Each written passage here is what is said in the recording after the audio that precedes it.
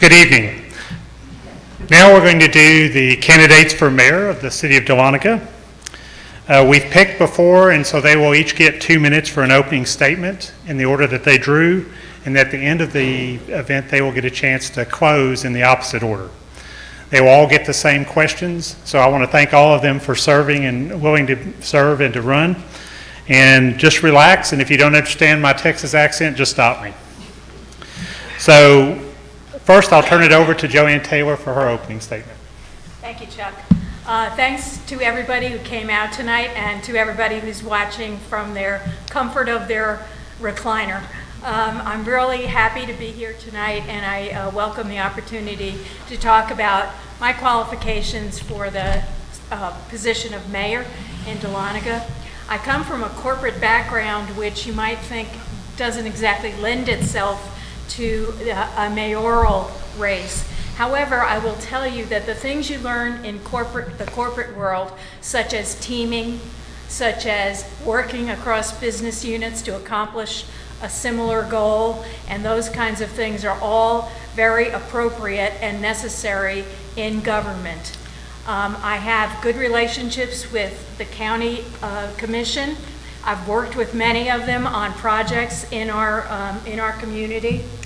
And one of the things that I think is going to be very important, we've heard a lot about business here tonight. To me, the biggest idea we could do to help our business community grow is to create an entrepreneur-friendly city. It can be done. There are programs already in place that some other cities have undertaken.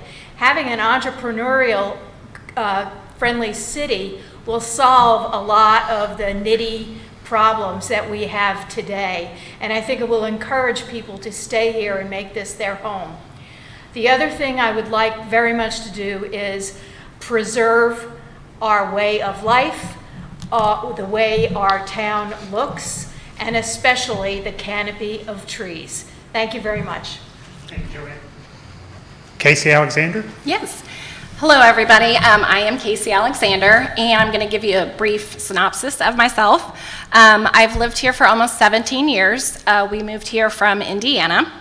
I've been married almost 30 years to Steve Alexander. You may recognize him from the celebrity pick in the Dahlonega Nugget for the football. He's not doing so well right now. I think he's in last place, but in all fairness, he does do basketball and not football. So thanks for being here and supporting. I do have 4 kids. They range in age of 14 to 26. The youngest is 14. He goes to Lumpkin County Elementary. My oldest is 26, and he is in the Navy. And he's getting ready to go to Top Gun this month. So I'm really excited and really proud of that one. Sorry, my voice is quivering. And my other 2 children do live and work here in Dahlonega. I graduated from Hanover College with a degree in sociology.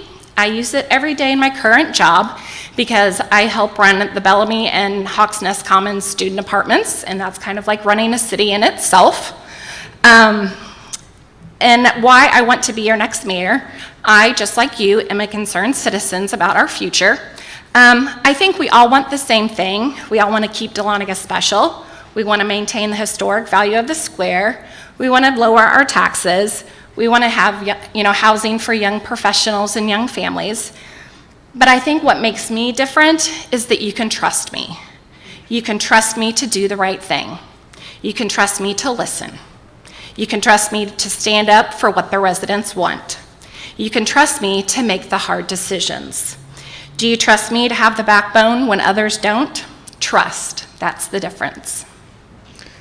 Thank you, Casey. Now I'd like to turn it over to Doug Sherrill.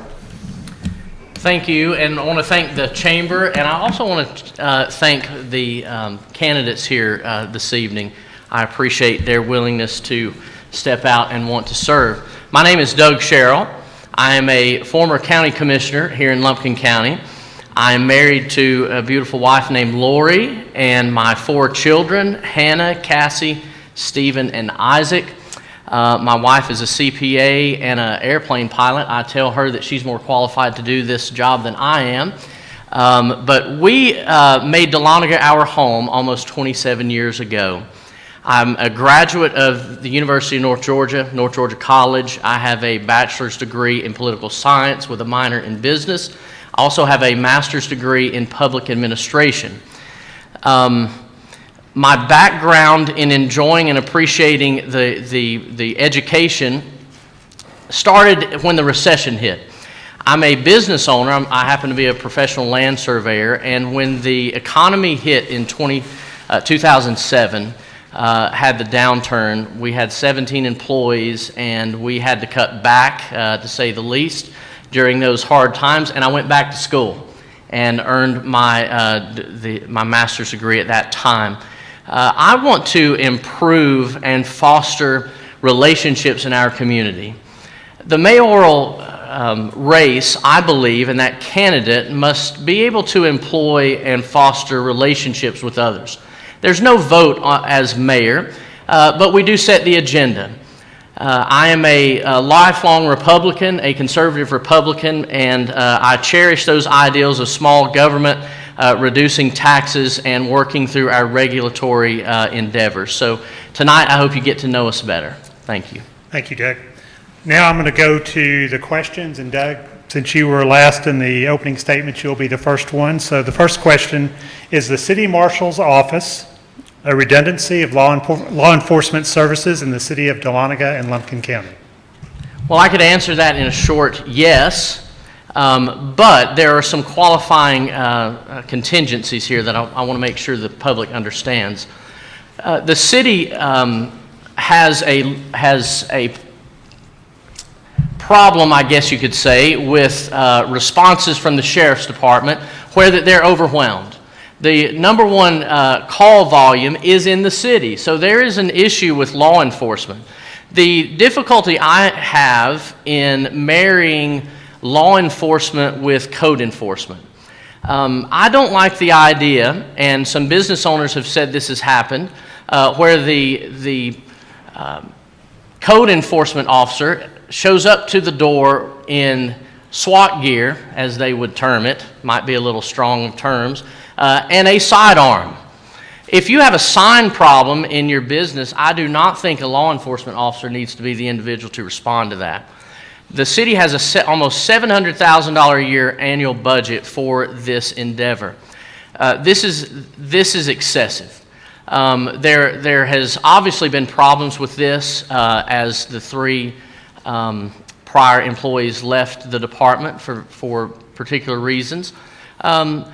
Would I oppose, and do I oppose the marshal's office? No, but I think we need to look at how we manage that and how we move forward, because the businesses do not need to be hit with a heavy hand in code enforcement from law enforcement officers. I see that there needs to be a clear distinction. I'm proud of the city having hired the latest marshal. I think Mr. Albert will do a fantastic job. And I also have a good relationship with the sheriff, Stacy Gerard, and I believe that working together, we can improve the elements of that office. Thank you, Doug. Casey? Thanks. So I kind of agree with a lot of what Doug said. Having Lumpkin County, GSP, and UNG Police kind of patrol the city and Lumpkin County may be extreme. Do we need a city marshal? Maybe, maybe not. But as I do feel there is a need for it, and it doesn't have to be a big force. We're talking maybe 1 or 2 people. Help cover a lot of the small incidences that happen in town, like Doug said. I work at the Bellamy, and as you can imagine with college students, the police, law enforcement kind of gets called a lot. Do we need Lumpkin County to come out and do that? I don't think it's necessary. If we have a city marshal's office that can kind of help alleviate a lot of that burden, to help with the accidents, to help with various incident reports, to help with public safety during festivals and other events, yeah, I think it's a great thing. And if having the city marshal here means we have a little less presence of the GSP, I'm all for that. Thank you, Casey. JoAnne? Yes. I'd just like to say that cities are formed basically to provide more services than you get outside of a city. That's the basic rationale. That's why within the city limits, there's sewer, there's water, there's garbage collection, which does not occur out in the county unless you hire it done yourself or invest in your own infrastructure. So I think that one of the things a city should provide is the guidance and help of a police department or marshal, whatever you want to call it. I think the situation when the marshal's office was restarted was that the sheriff's office was understaffed and still is. So it is a difficult problem for law enforcement to cover the size of this county as well as the city. The UNG police force changed its rules and brought their police force closer into the campus. They are not allowed to go more than 1,500 feet beyond the campus. So that also constricted some of the coverage to the city. I've spoken with Sheriff Gerard about this subject, and he has been totally supportive of a marshal's department. He views it as a way to augment their forces if need be, or our forces if need be. In other words, in law enforcement, they have each other's backs. And I also asked Sheriff Gerard about having guns. And the fact of the matter is, in the world that we are in today, all police have to carry a gun everywhere they go, sadly, about our country. Thank you, JoAnne. So JoAnne, this question will start with you. So are you in favor of decreasing the size of city council or creating council posts that are specific to a district? I think in this case, it is a very difficult challenge that is being faced. I am trusting that the current sitting council will have this resolved before I become mayor. But I think in either case, districting is a bit of a challenge, only because we would have to create districts with similar populations. And given the dispersed nature of the populations within the city, that might involve some very gerrymandered looking districts so that we can equalize the population. So that's one issue that I see. However, I also think that it's very important that everyone feel as if they are represented. And so I agree with districting from that perspective. Perhaps a blend of both might be the way to go. I don't know. As far as Decreasing? Decreasing, thank you. You knew where I was floundering.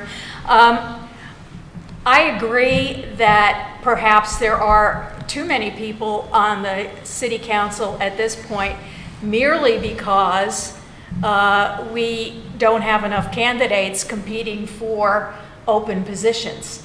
And so one of the ideas was having fewer positions might generate more candidates. So that's kind of the aspect of decreasing the numbers. On the other hand, it also makes it more difficult to ensure that you have a quorum. And having a quorum is very important. And I can tell you that the sitting council now, every single person on the council has to be at every single meeting. So it's very important that we think of all those dynamics. Okay, thank you. Casey, I'll repeat the question for you. Are you in favor of decreasing the size of city council or creating council posts that are district specific? I'm not in favor of decreasing the city council. I think I agree with a lot of what Ryan was talking about, that the more representation that we have, the better. You get more ideas from more people. You can kind of feed off of each other and get some really good ideas. Kind of relating, I host trivia 2 nights a week, and there's a debate about having a small team versus a big team. Once you do have a big team, like the smaller teams would kind of root for them because there's more conflict and they're going to, have a discussion and maybe talk themselves out of the right answer. So with city council, maybe eliminating one position to kind of eliminate maybe some of the politics and some of the issues that we have of not moving forward. Why do we not move forward? Is it because there's too many people that have too many opinions? Not really sure. So I think if we maybe lowered to one, I would be fine with that. Also, but if you do that, then the mayor would never break a tie, so maybe not do that. Also, about the districting, I was actually surprised that we don't have districts when running for city council. I was like, wow, I mean, what if everybody comes from one part of the city? Like, that's not really, representing, the other people in the city. So I am in favor of districts. I think it'd be a good idea. And maybe then more people would be more excited to run, be like, oh, I can represent my neighborhood, my area of town. So let's go ahead and do this. Let's do the districts and have more people be more interested in, running for city council. Thank you, Casey. Doug? So that's a great question. I am opposed to reducing the number of seats if we do not add districts. Currently, I know the city council has not filled Miss JoAnne's term. I think she resigned 2 years into her term. And so it leaves a disparity there that the city council needs to deal with and address immediately, because without the state legislature changing the city's charter, we're talking amongst ourselves and just we have good ideas, but nothing's going to happen unless we can convince the state legislature to change it. What I can tell you is the state legislature is not going to be in favor of this change without those districts happening. Now, I would be in favor of the districts voted on at large. So we would have an individual that lived in a certain district, but they're still voted on at large. And we would have that mayoral discussion as well, where the mayor is voted on at large.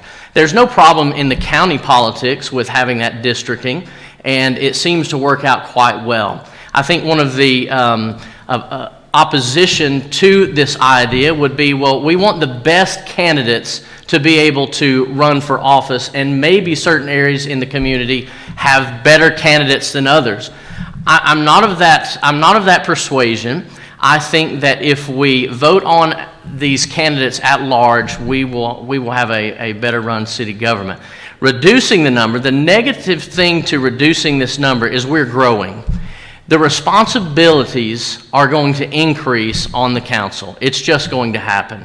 And I think that we need to have council members that are tasked by the mayor and management as we work together. We have certain council members that are tasked with economic development. We have certain council members that might be tasked with tourism. We can utilize those additional numbers and provide a better voice in the community. Thank you, Doug. So, Doug, this will start with you. The purchase price and renovation of the head house will exceed $1 million. Is this an acceptable use of the city's taxpayer dollars? Is this a project that our local government should undertake, or should it be done in the private sector? So I've been very clear on my position on the Facebook forum. I think this is throwing bad money, tax money, into an arena that we do not need to get involved in. I do not believe that the government should compete with the private sector. It's as simple as that. We had a $450,000 purchase of the property, and then now we have a $850,000 debt service that we must fulfill. I'm simply not in favor of it. I think that government does not need to be buying up taxable properties, taking them off the rolls, and then at the same time being upset that the university system does the same thing. The best thing that we can do as a community, as a government, is to allow a private individual to purchase those properties, renovate them, and move forward in that direction. So I'm not in favor of the expenditure. I think it sets a bad precedent, and in this regards, I would have been totally opposed to it. Thank you, Doug. Casey?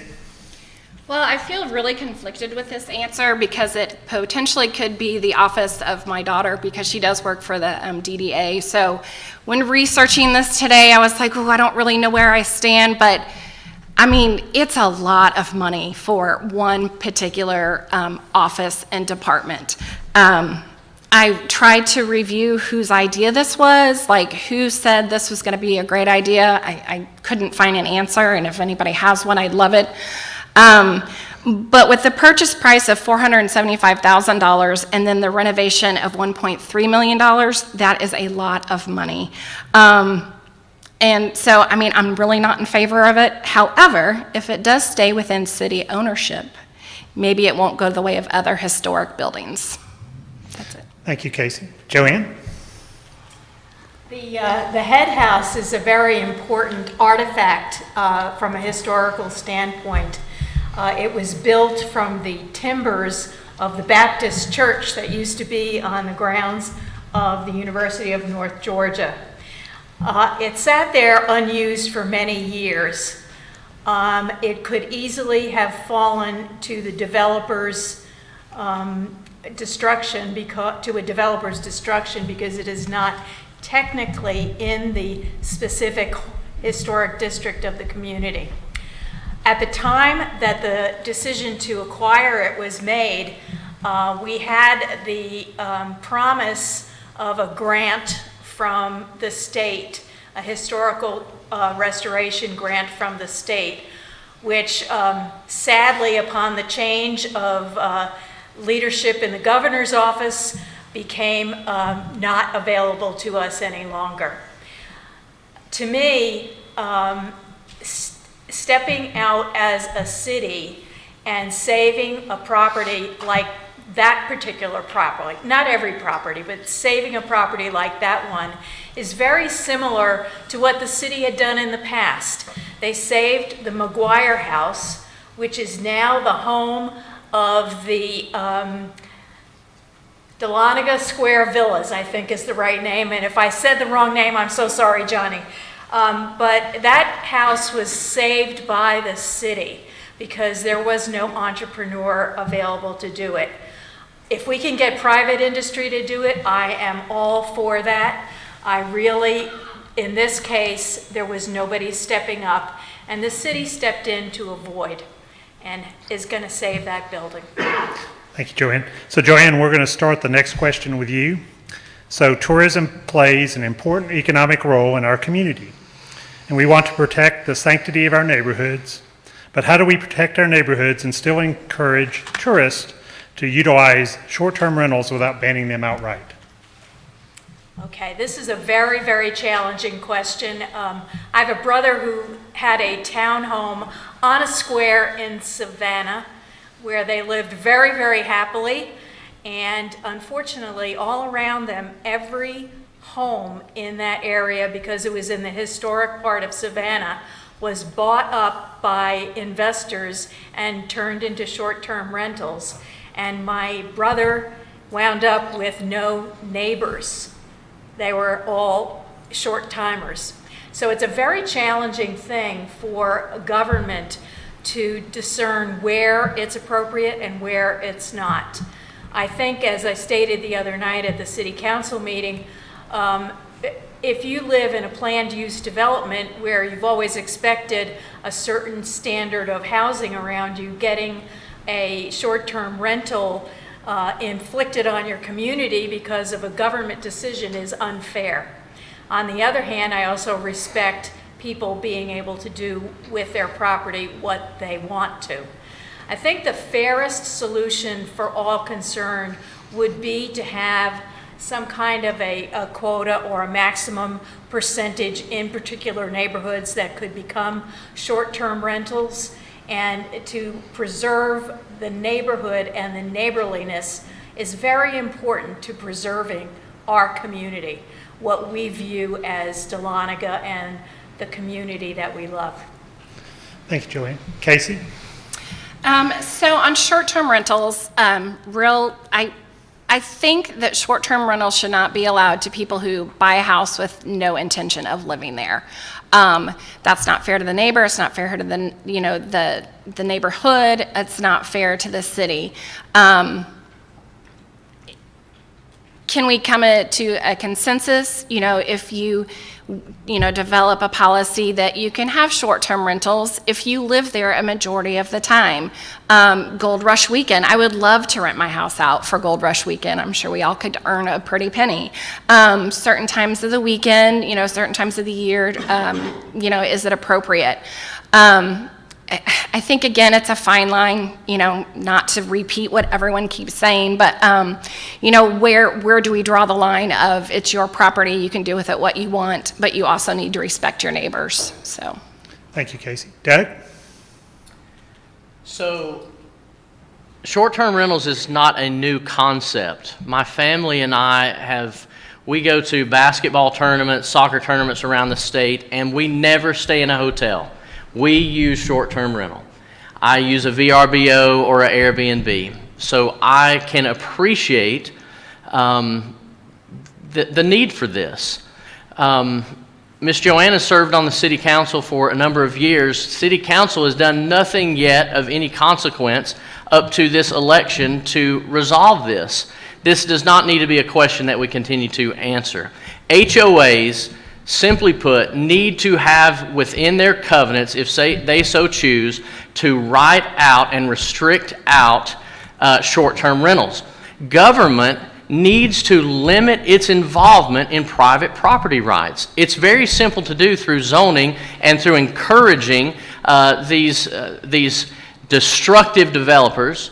As it was said here, I do not believe that developers intend to come and destroy our community at all. 99% of developers want the best for this community, and capitalism, believe it or not, works.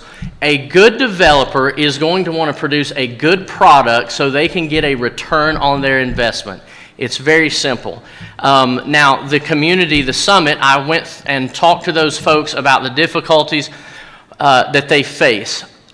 If we do not have covenants, the government can then zone those areas and say, okay, let's, instead of eliminating short-term rentals, let's talk about restricting what they can and cannot do.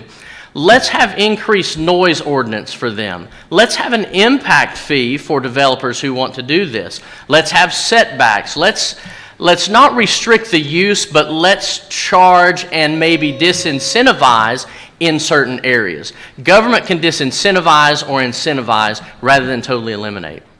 Thank you, Doug. Doug, you'll get to start this next question. There are a limited number of parking spaces in and around the square. The ordinance to create new parking spaces that don't exist is stifling economic development in the city. Do you think this ordinance should be changed? So I guess the question presupposes that the parking limitations is restricting economic development. I'm not so sure that I would say that is necessarily true. What stifles economic development is government. If I go around and talk to the businesses here in the city and in the county at large, they will overwhelmingly tell you they're not interested in paying for a $5,000 engineered study on parking when, as I've looked at them standing in the business and they say, Doug, look, there are 2 parking spaces out in front of my business. $5,000. I've done engineering studies and parking studies myself and been involved in those. The results are the same. We know we have an issue. I think Ryan brought up a good point. I think Ms. Tammy brought up a good point on how that we simply, we need to continue to move forward. We need to continue to promote our business and not stifle those businesses and saying, sorry, you can't open a business here because you don't have parking. Folks will find parking. They will find ways to park. They can certainly, as we improve the signage at the University of North Georgia, there's plenty of places to park. Folks will walk to the square. It's typically myself or someone here locally. We drive around the square and we're aggravated because we can't find a space to go to Shenanigans or go to Gustavo's or the other establishments on the square, whoever they might be. At the end of the day, let's stop regulating business out of the square and let's move forward. Thank you. Casey? Can you please repeat the question? I sure so I fully can. understand it. There are a limited number of parking spaces in and around the square. The ordinance to create new parking spaces that don't exist is stifling economic development in the city. Do you think this ordinance should be changed? Gotcha. Yeah, I think this is really silly. And again, talking about parking, how long have we been talking about parking? I come to the square almost every weekend. I go to Gold Rush. I attend all the festivals. Never once have I had a problem with parking. It's just not an issue. And the fact that, like Doug said, the government wants to restrict business from developing because they need so many parking spaces is ridiculous. I think it does need to be changed, especially when there's no parking available. So, you know, and again, going back to doing business in the city of Dahlonega, it is extremely difficult to open and maintain a business. That is the one consistent thing I've heard from everybody when I told everybody I was going to run for mayor, and they're like, oh, please do something about these archaic ordinances. We need to review the ordinances, see what works, see what doesn't work, and update and go from there. But parking, yeah, get rid of it. Thank you, Casey. JoAnne? Well, there's a couple of ways we could approach the parking issue. We can certainly encourage more people to use the UNG parking decks, and I've already talked with Wendy Hughley, who just joined the Downtown Development Authority, about some things that I think would drive more people to park in those decks rather than driving around the square 3 times. Another thing we could do to make the merchants more accessible is to put paid parking, metered parking in the square. I mean, what that does is it prevents people who decide to park there because they work in a business near that spot, and it makes them park someplace else. So there's something to be said for metered parking, and it would take about $900 a year off tax bills. So I think there's more than one approach here. There's a lot of pushback against metered parking. The parking spots in the square were all metered in the 1960s and 70s. So it's something that has been tried in the past. I think a parking deck could be conceivable, but again, it is very, very expensive to build, over $20,000 a spot. So that's why you see so much surface parking here. Again, I think there's many ways to approach this. Part of it is informing the public more effectively, and part of it is perhaps restricting parking in places where we want the merchants to have better access to more customers. Thank you, JoAnne. And JoAnne, we'll start this question off with you. If you had to describe your vision for Dahlonega and Lumpkin County over the next 10, 15, or 20 years from now to your leadership, what would that be? What would that vision be? My vision would be a beautiful, welcoming place with the community that we have intact, the feeling of community that we all have here. I'd like many, many trees. I'd like the lighting to all be dark skies lighting so that we feel like we're in the country because it's dark. I mean, how do you know you're in the country? It's dark. How do you know you're in a city? It's bright. I think it's a very important aspect of what I see in the future. I'd like to see more housing, more affordable housing for people that want to live here. I'd like to see a grocery store. I think that's going to come regardless of what anybody does here. We're going to get a grocery store when the demographics are right. I'd like to see a community in which no one feels left out and no one feels in need, which is kind of a nirvana kind of a statement, but where we live, there are people who have, and there are many people who do not.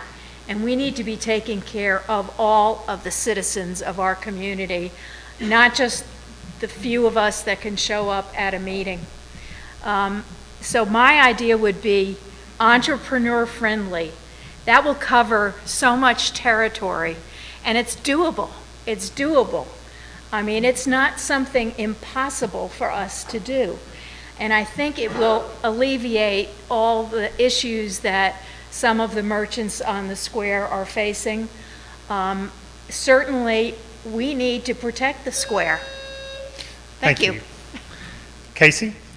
If we don't have a grocery store in 5, 10, 15, 20 years, we have failed as the city of Dahlonega. So my vision is that we have a grocery store. I think this is everybody's vision. That's really nothing surprising. I still don't understand it, but it is what it is right now. I would like to see more housing for young families and professionals. There also needs to be more job opportunities for these young families and professionals. In order for Dahlonega to be sustain itself and to persevere, we need these young families coming in and sustaining Dahlonega. We can't just have, all of us are going to grow old and die someday. But who's going to sustain us? So we need to be able to have housing for young professionals and young families and opportunities for them to earn an income. I'd also like to hope that in 5, 10, 15, 20 years, Dahlonega is still the same and UNG has not taken over. I think that's always the big concern is, the college bought another piece of property, how soon before they own everything. So I hope that as we can continue to work with the college to have them not eat up all of our property. And my goodness, can we get some lightning speed internet? Thank you, Casey. Doug, I'll let you close out this question. Thank you, sir. I don't want to say that my vision does not matter, but let me say this. I guess I would certainly, my vision does not include parking meters on the square. There was a reason that our community got rid of those. I can't stand going to other places of tourism and having to find that meter and put in $20 where I feel like I'm being extorted of this money to view a tourist place. Dahlonega needs to be inviting and welcoming. That would be one of my visions that I have, is we need to be inviting and welcoming. From a government official standpoint, in the capacity as mayor, my vision matters less than what government does to people. When some candidates will say that we need to take care of people, who is taking care of who? I am not running for this position to take care of the citizens of this community using taxpayer dollars in a wrong way. Taking care, yes, as far as protecting us from the safety, I get that. I would also like to say that I would protect in the sense of organizations like GMA, the Georgia Municipal Association, a very liberal organization that is seeking to undermine our freedoms and our way of life. If GMA has its way in Dahlonega, just this month, and Ms. JoAnne is the first vice president, or was, on the District 2 board, they would implement curfews here. Right now today, they want you to implement a curfew. I would be opposed to that. During this COVID pandemic, they came out against the governor and said the governor should have shut down everything. I would be opposed to that. So my vision is vastly different, maybe, than some of my opponents have shared. All right, Doug, thank you. This is going to be, how am I doing on time? Okay. Doug, you'll start this question. In what areas do you see the City Council and Board of Commissioners working jointly to improve life for the citizens of the city and the county? And what areas of collaboration do you think are possible that haven't been done yet? So that's a great question. There needs to be collaboration between both city and county. As a former county commissioner, I understand their budget, I understand their means of operation. I'm not, as some have said, a county official seeking to infiltrate the city. I am someone who understands government, has been educated to recognize how to properly manage government. When we approach the county, the number one means of collaboration would be infrastructure. Hands down, it's infrastructure. I can tell you that Lumpkin County currently does not possess the ability, this is something that citizens may not like to talk about, but discharge of sewer. The county cannot currently discharge sewer in this watershed basin. They are building spray fields and injection systems, which is like a standard septic system that you have at your home. That's what the county is currently building because they cannot discharge sewer into our watershed. We need to work collaboratively, and annexation was spoken about earlier. Well, there's means to help facilitate those initiatives. The county needs the city.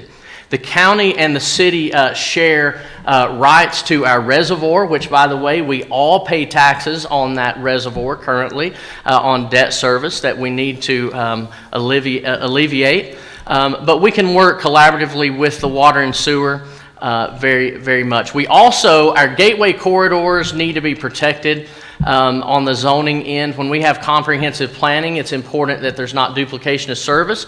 And in that planning, which comes up this upcoming year, service delivery. A government cannot do service within the confines of another government without an intergovernmental agreement. The county and the city must work together on these gateway corridors to protect what is built in those areas. Thank you, Doug. Casey? I like what he said. That's good. I think that the infrastructure is a big thing. And I think that maybe JoAnne at another thing had said something about, fixing up the house and making it pretty with hardwood floors and new painting. But what it really needs is gutters, and that the pretty stuff is what you want, but the stuff that makes your house work is what really needs to be the focus. So with the infrastructure, I think that is a huge thing. And I think that we do need to have the separate entities because there is a lot of what the city needs, the county may not, what the county needs, the city may not. I've had a lot of people come up to me during this election and campaigning cycle say, I really wish I could vote for you, but I live in the county. And I said, that's okay, just keep talking to the people that you know that live in the city, because what the city does affect you. So I'm not making decisions just for the citizens of Dahlonega, we're also making them for the citizens of Lumpkin County. So are we always gonna come into agreement with each other? No, but can we be respectful and listen to each side and maybe come to an agreement and a compromise? And if there's not a compromise, pull what's best for the city. Thank you very much. JoAnne? Yes, I think there's many areas where the city and the county are already cooperating on infrastructure, including some roundabouts that are being constructed, and also some other road work that we are doing in conjunction with the county. The idea of shared other infrastructure, water, sewer, etc., I think is ripe for exploration. I attend most, not all, but most of the Lumpkin County Water and Sewerage Authority meetings, just so that I can keep myself abreast of what the challenges they're facing in the county. I think the biggest one is sewerage. It really is a big problem. The good news is that the city's sewer plant is currently operating at about 50% of its capacity, thanks to investments that the city made a few years ago of over $3 million in the sewerage plant here. We also could work together, I think, on trash, that very sexy thing. The trash removal and handling trash. We have there's a transfer station in the county. There's also one in the city that is not currently being used. So I think we have the capacity to deal with a lot more together than we have so far. Thank you. Thank you. And JoAnne, this will go to you, so you'll get to start this question off. To prepare for serving in office and to learn about the council operations, how many city council meetings have you attended in the last 3 months? I've attended every council meeting except one where I was ill in the last 3 months. And then, of course, when I was serving, I attended all the city council meetings, also went to DDA meetings, HPC meetings, and other meetings. The good news about me as a candidate is I have the time interest and skills to dedicate to understanding all those aspects of government. So, thank you. Thank you. Casey? I have not attended a city council meeting, but that doesn't mean that I haven't been educating myself. That doesn't mean that I haven't been going in and reading the meetings, looking at the agenda. I have never studied this much in college, ever. Went to school, went to college. I never studied this much. I don't think I even picked up a book really, but I have read the ordinances, read the city charter. I've read the Dahlonega Nugget, gone back in past issues to see what they're writing about with the issues of the city. So just because I haven't attended a city council meeting, please do not take that as I am uninformed about the city of Dahlonega. Thank you, Casey. Doug? Ms. Casey, I don't think that that you not attending has provided you any less information. And that's not to discredit City Council. I've not attended any meetings either, and there's several reasons for that. First, when you're in a campaign, it is awkward when we have council members deliberating business. We have local city staff deliberating business. I have done my best to try to stay out of their way so that they do not feel threatened or in any way odd. There's an odd feeling that administration gets during any election cycle. I can tell you this, that I have been preparing by speaking to the taxpayers. I understand government. I understand how it works. I understand the good, the bad, and the ugly. I have read in line item the past 10 years of the city's budgets. I understand the expenses, the revenues. I understand fund accounting. I understand how the government process works. I understand how the city council meetings are to be run. So I don't feel ill-prepared. And in fact, I want to make sure that whatever I do in capacity as mayor, that I am more than prepared to handle the situations as they come. I understand this process. When it comes to taxpayers, they're the ones that need to be listened to. If you go into my last tenure as an elected official, there's a lot of groupthink. You know, and you can easily go native really quickly. And so it is important that local elected officials hang out with the taxpayers more than they hang out with the government officials that they're serving with. And if they don't, they will begin to think like everyone else that they're serving with, and there's no uniqueness to the ideas, and we forget the taxpayer. Thank you, Doug. Doug, you'll get to start this one. Do you believe that we should consolidate the city and county governments? You know, there's turf battles in every career path you may choose. There are always turf battles and have been between city and county, but I want to say that I believe there needs and we must keep that distinction. Is there overlap? There can be. But by state law, there is not to be duplication of services. That's very clear to understand. Next year, we have service delivery agreements. I mentioned it earlier. That happens once every 10 years. And so whoever is elected to this office is going to be involved in a lot of details on service delivery negotiations with the county. It sounds good. Athens-Clarke County did it. I do not believe that we have the population, we have the distinction of services that still require a distinction in government. So I do not favor a consolidation of government. I think that the city needs to continue to operate as the city. We need an entity that protects the historic district. We need an entity that pushes our infrastructure. And the county has their own needs that they are encumbered with. So, no, I do not favor that, and I can tell you this, if the premise is that consolidation of government is going to reduce your taxes, you're wrong. That's not going to happen. Thank you very much. Thanks. Casey?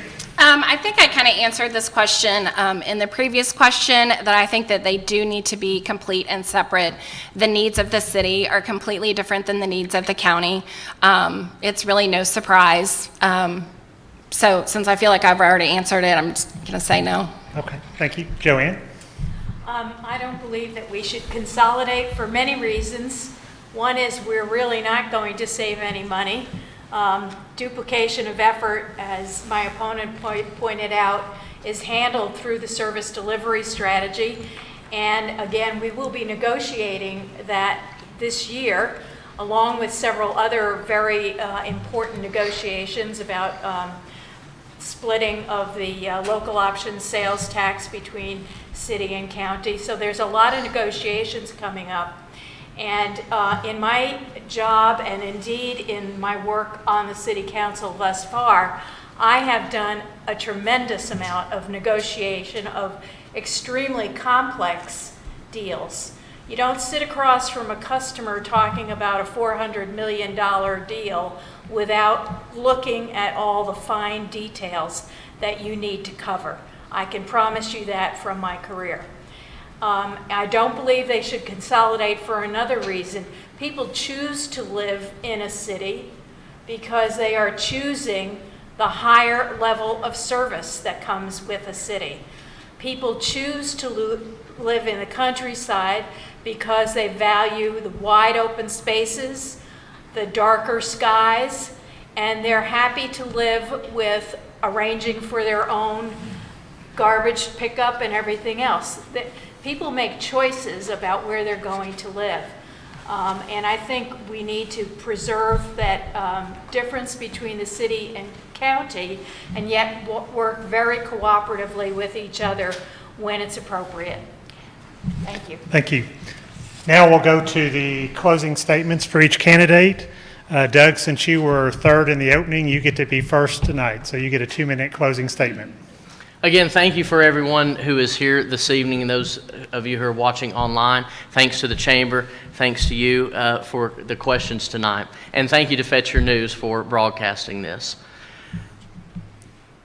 My mission as a mayor is to do all I can to keep government out of your life as much as possible. I said in a forum a few weeks ago, the less you can know me and your government officials in a cliche sense, that's a good thing. I want my kids to be able to live, work, and play in this community. I want them to be able to say when they graduate from high school and from university and their endeavors, whatever they may do, that they can stay in Dahlonega and find the resources and the availability to sustain a family and to raise a family. That's what we should all strive for. What I don't want to do, and what I believe is happening in our country at large, and particularly in our cities, is there is a underlying current that comes through organizations and lobbyists outside of our state, our community, and they come from Atlanta, and they infiltrate and they push agendas of model ordinances, taxation incentives, and we have individuals that are heavily involved in that right now. I am not going to pander or cater to those lobbyists. I want to protect this hometown. This is my community as much as it is anyone's, and I want to be the next mayor that protects this community from those outside and regional influences that honestly I don't think most of us want in Dahlonega. Thank you, and I would love your support and vote November 2nd. Thank you, Doug. Casey? Thank you all for coming today and listening objectively and getting to know all of us. I was coming into this really super nervous. I was anxious all day, but I made it through, and it was actually more fun than I thought it was going to be. So I kind of like the debate. I like it. I'm not going to stand up here and tell you that I have all the answers. I don't think any of us do. I think I don't have the deepest pockets, and I don't have the same political connections, but I can tell you that I have integrity. I am honest, and you can trust me to do the right thing for the city. I truly care about others, and I put others first. I have 4 kids and a husband, so my needs are always last. So I'm used to, serving others. I am a great listener. A lot of my answers were short and sweet. I think I'm to the point. I have no nonsense and a lot of common sense. So being a great listener, I want to listen to everybody, take in everybody's ideas, concerns, comments, and implement ideas where necessary. I want to provide thoughtful and common sense answers to problems and situations. I know how to evaluate the facts and make educated decisions, all while keeping the citizens of Dahlonega my first priority. I think all these things add up to make me a great mayor, your next mayor. I think Sam Norton said it best when asked why he's not running again. He said, "I'm a big supporter of term limits, and I believe that for new talent to come up, old talent must step back. As your new talent, I ask that you vote for me." Casey Alexander. Thank you, Casey. JoAnne? Yes, thank you, everybody, for coming out. Thank you to Fetch Your News. I appreciate all the people that are here tonight, as well as those that are watching at home. And thank you, Chuck Jones, for doing a superb job of conducting us. To me, I think the things that I bring to the mayor's position are invaluable to this community, and I offer them freely.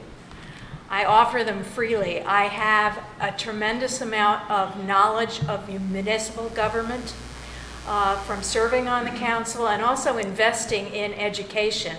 I've got over 100 hours of municipal government-specific education, which is a little bit different than just government in general. I also bring a fiscal conservatism, integrity. I'm a person of my word, and anyone who knows me well knows that I'm extremely direct and almost to a fault. You will know what I think because I will tell you what I think. I will know what you think because I will be listening to you, the people that we are here to serve. Thank you very much. I'd like to thank all the candidates tonight. I know that was entertaining for all of us, and it's educational, so thank you very much. I appreciate your time. Thank you very much.